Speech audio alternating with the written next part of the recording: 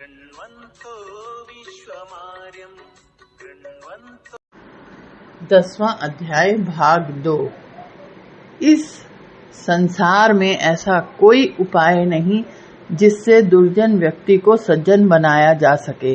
बिल्कुल उसी तरह जिस प्रकार गुदा को चाहे सैकड़ों प्रकार से और सैकड़ों बार धोया जाए फिर भी वह श्रेष्ठ अंग नहीं बन सकती। जो मनुष्य अपनी आत्मा से द्वेष रखता है वह स्वयं को नष्ट कर लेता है। दूसरों से द्वेष रखने वाला अपना धन नष्ट होता है। राजा से वैर भाव रखने से मनुष्य अपना नाश करता है और ब्राह्मणों से द्वेष रखने से कुल का नाश हो जाता है। आत्मद्वेषात् की जगह कहीं आप्त द्वेषात् शब्द का भी प्रयोग किया गया है। इससे पाठ भेद कहते हैं। आप्त का अर्थ है विद्वान, ऋषि, मुनि और सिद्ध पुरुष। आप्त अस्तु यथार्थ वक्ता, जो सत्य बोले वह आप्त है। जो आत्मा के नजदीक है वही आप्त है। इस दृष्टिकोण से इस श्लोक के रूप में दोनों ही सही हैं। जो बिना किसी लाग लपेट के निष्कपट भाव से बोले वह आप्त है। आत्मा की आवाज और आप्त वाक्य एक ही तो बात है, क्योंकि शास्त्रों में कहा गया है कि मनुष्य अपना ही सबसे बड़ा मित्र और अपना ही सबसे बड़ा शत्रु भी है।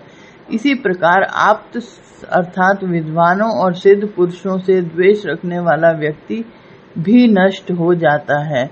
भले ही मनुष्य सिंह और बाघ आदि हिंसक जानवरों से युक्त वन में निवास करे, पर किसी पेड़ पर अपना घर बना ले, वृक्षों के पत्ते और फल खाकर अथवा पानी पीकर गुजारा कर ले, तिनके की शैया पर सो ले, फटे पुराने वृक्षों की छाल के कपड़े पहन ले, परंतु अपने भाई बंधुओं में धन से रहित अर्थात दरिद्र बनकर जीवन न बिताए।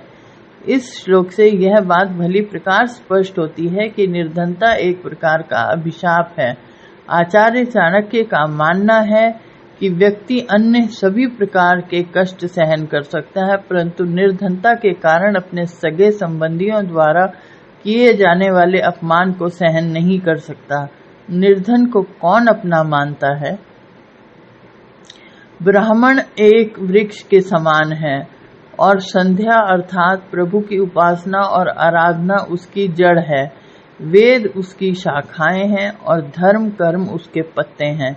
इसलिए यत्न पूर्वक जड़ की रक्षा करनी चाहिए, क्योंकि जड़ के नष्ट हो जाने पर न शाखाएं रहेंगी और न ही पत्ते।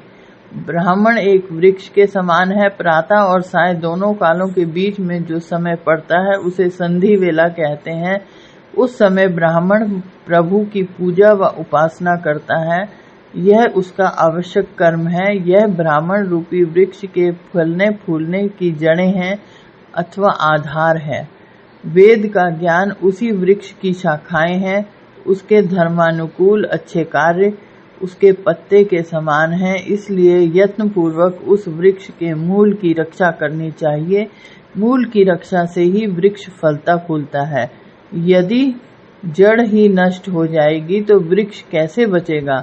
आचार्य यहाँ कहते हैं कि प्रत्येक ब्राह्मण को संध्या करनी चाहिए, इसी से वह ब्रह्म बल को प्राप्त करता है। कमला देवी अर्थात लक्ष्मी जिसकी माता है और सर्वव्यापक श्री विष्णु जिसके पिता हैं, प्रभु के भक्त जिसके भाई बंधु हैं, ऐसे पुरुष के लिए तीनों लोग अपने ही देश के समान हैं। रात्रि के समय अनेक रंग रूप वाले पक्षी एक वृक्ष पर आकर बैठते हैं। प्रातः काल के समय वे सभी दशों दिशाओं में उड़ जाते हैं। ऐसे में क्या शोक करना। इस संसार रूपी परिवार में अनेक बंधु बांधव और रिश्तेदार उसी तरह आकर मिलते हैं जिस प्रकार सायंकाल होते ही अनेक तरह के पक्षी बसेरा लेने के लिए एक पेड़ पर आ बैठते हैं और समय आने पर अर्थात सूर्योदय होने पर वे विभिन्न दिशाओं में चल देते हैं। इसी प्रकार एक परिवार में इकट्ठे हुए बंधु बांधव भी समय आने पर बिछड़ जाते हैं, इसलिए उनके संबंध में किसी प्रकार का शोक करना उचित नहीं है।